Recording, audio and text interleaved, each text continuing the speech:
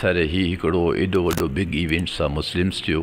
सो इन सिलसिले में असां पूरी कोशिशि कई आहे त असां पंहिंजे नह चोटीअ जो ज़ोर लॻायूं त असां किथे बि पाण खे डेफिशेंट फील न करियूं। ॿियो जीअं असांखे इंस्ट्रक्शन्स इशू कयूं आहिनि हायर अथॉरिटी खां, लाइक डिप्टी कमिश्नर लाड़काणो खां, त हिन सिलसिले में किथे कंहिं बि क़िस्म में असांखे खोट न आहे करणी। हर जॻह ते असांखे 100% कंप्लायंस खपंदो आहे। अच्छा, अव्हां जी तरफ़ खां हिते सिटी में केतिरियूं कैम्प्स आहिनि, एम्बुलेंस ऐं सर्विसिस छा आहे? सर असां हिन महिल जेको आहे नंबर ऑफ़ कैम्प्स सिटी में जेके अरेंज करे आहिनि उहे 8 अरेंज कयो आहे।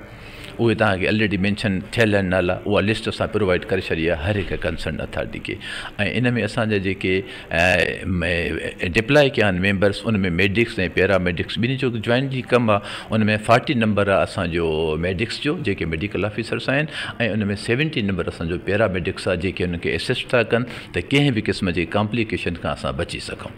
अच्छा, एम्बुलेंसियूं साईं केतिरियूं हायर कयूं तव्हां? एम्बुलेंस जे सिलसिले में असांजूं 3 एम्बुलेंसिस गवर्नमेंट साइड खां पंहिंजियूं आहिनि जेके पूरी सिटी में हर वक़्तु हर एंगल ते तयार बीठियूं आहिनि। ऐं इन खां अलावा असां एडिशनल सोर्स असां हिन में अप्लाई कयो आहे 112 वारनि जो, जेको ट्रांसपोर्ट गवर्नमेंट जी आहे 112 जी, उहा असां सां हर लिहाज़ खां हर एंगल खां तावन करण जे लाइ तयारु आहे।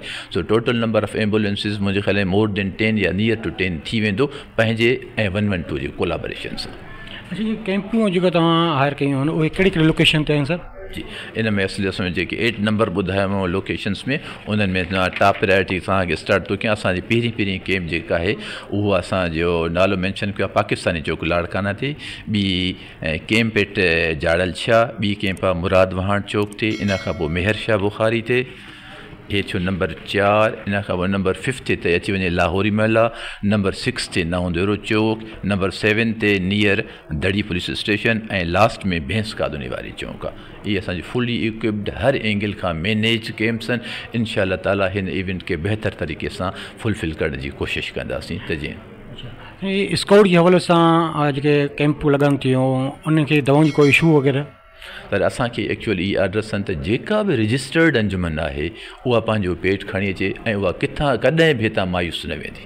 हर एंगल खां हर डिमांड उन्हनि जी पूरी कई वेंदी, बिकॉज़ छा जे करे उहे पाण इहे ई सर्विसिस प्रोवाइड करे रहिया आहिनि। उहा हक़ीक़त में असांखे बि एसिस्ट करे रहिया आहिनि ताकी सभिनी जो असां साथ ॾेई हिन इवेंट खे सुठे नमूने सां निभाए सघूं। अच्छा, अव्हां जी तरफ़ खां आज़ादारनि खे को पैगाम? हाँ, हिकिड़ी ॻाल्हि थोड़ी असां जेका फील कई आहे उहा टाइम मैनेजमेंट में असांखे थोरो फैक्टर थोरो तंग करे थो। असल में छा आहे, असांखे जेके टाइमिंग्स इशू कया था वञनि आज़ादारनि खां त असांखे हिन महिल एम्बुलेंसिस खपनि, हिन महिल हे, सो हिते मिसमैनेजमेंट हिते थी थो वञे। सो काल्ह असां कुझु एम्बुलेंसिस अरेंज करे सुबुह 9 बजे खां वेट कयोसीं त मोकिलींदा रहूं, ऐं असांखे ओॾां फीडबैक मिलंदो रहियो त अञा तरसो 11 बजे मोकिलियो, 12 बजे मोकिलियो। सो इन शइ असांखे ॾाढो हेजिटेट कयो। हिननि एंगल्स में टाइम खे तरीक़े सां संभालणु, छो जो असांखे इलाही सारियूं असां ते रेस्पॉन्सिबिलिटीज़ आहिनि हिननि इवेंट्स में। इन सिलसिले में असां सां थोरो कोऑर्डिनेट कनि, टाइम मैनेजमेंट ॾाढो प्रॉपरली जेको बि हो चाहिनि सिर्फ़ु असांखे पंहिंजो प्रॉपर प्रोग्राम ॾियनि त हिते हिन महिल ऐं हिन महिल असांखे एम्बुलेंसिस खपनि, हिन महिल मेडिकल कैम्प खपे। इन शइ में रिक्वेस्ट कंदासीं त असांखे टाइम मैनेजमेंट सुठे नमूने फुलफिल करे ॾियनि। महिरबानी।